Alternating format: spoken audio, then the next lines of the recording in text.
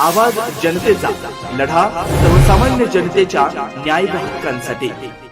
अहिल्यानगर आणि नाशिक जिल्ह्याच्या सीमेवरील समृद्धी महामार्गावर चॅनेज क्रमांक 532 जवळ ट्रक आणि डिझेल भरलेल्या टँकरची भीषण धडक होऊन टँकरनं पेट घेतल्याची गंभीर घटना सोमवारी रात्री उशिरा घडली।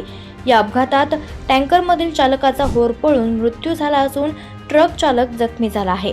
ही घटना कोपरगाव तालुक्यातील देरडे आणि सिन्नर तालुक्यातील पाथरे दरम्यान घडली।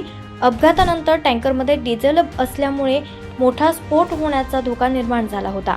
आगीमुळे समृद्धी महामार्गावरील वाहतूक सुमारे तासभर बंद ठेवण्यात आली होती।